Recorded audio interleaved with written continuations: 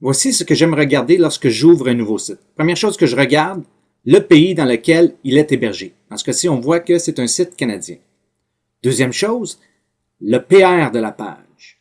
Pas pour son importance, mais pour m'assurer que c'est un site d'autorité. Ensuite, je regarde le titre. Alors, on voit qu'on a une erreur extrêmement fréquente ici dans le title. Et troisième chose, j'aime regarder l'âge du site. On voit que c'est un site qui est assez nouveau, relativement nouveau, à peine 3 ans. Alors, une fois que ça c'est fait, j'aime le passer à travers un outil comme celui-ci. En fait, lui, il me donne une idée globale du site. Il me donne une note. Il me donne une note de 50, 49%. OK? Alors, il y a des choses là-dedans que je prends en compte et des choses que je ne prends pas en compte. Pour moi, les H1, les H2, les H3, c'est plus ou moins important.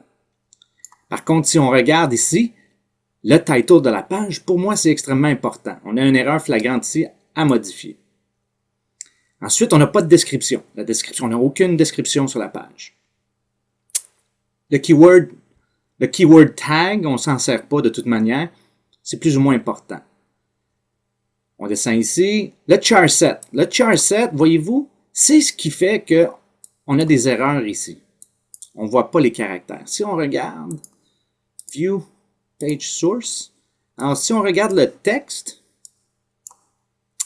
on va voir que le char set ne correspond pas avec les caractères qui sont utilisés. Voyez-vous ici, là? Si on utilise le char set proposé qui est, dans ce cas-ci, c'était le 1, je pense, c'est ça? 88-59-1, ça devrait être acute pour les accents aigus. Alors, ça se corrige assez facilement. Tout ce que j'ai fait, voyez-vous, c'est que j'ai changé le char set pour le UTF-8. J'ai reloadé la page et puis ça a automatiquement corrigé les erreurs. Alors, c'est quelque chose d'assez simple à faire. Alors, le mauvais char set. Ensuite, je regarde ses backlinks. Je regarde combien de liens entrants il reçoit. Ça me donne une idée globale encore une fois. J'aime mieux utiliser un autre outil qui, lui, va me donner les anchor text. Les anchor text, c'est ce qu'il y a de plus important. Alors, on voit maintenant les textes que les gens utilisent pour se lier à nos pages et d'où ils viennent. On voit même qu'il y a des gens qui utilisent des images. Cette image-là est brisée pour l'instant, probablement due à du JavaScript ou une chose semblable.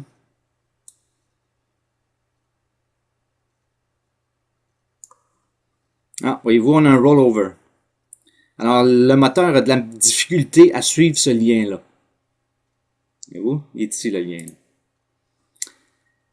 Alors, c'est pas une bonne idée. On sait que, idéalement, un lien devrait être fait en dur, donc un lien direct, et avec les mots-clés en plus. Si on regarde, la majorité des liens, le anchor text, le texte d'encre, ne contient pas les mots-clés, qui sont dans ce cas-ci adoption d'enfants chinois, adoption en Chine, etc. Alors donc, c'est tout là que le travail devra se faire. Ce qu'on peut faire, c'est, premièrement, contacter tous les gens qui nous donnent déjà des liens et leur demander de corriger. Ensuite, bien entendu, il va falloir, par contre, sur notre propre page, faire des modifications. Faire des modifications dans le back-end. Par exemple, le tag title, qui est le tag le plus important, va devoir être modifié.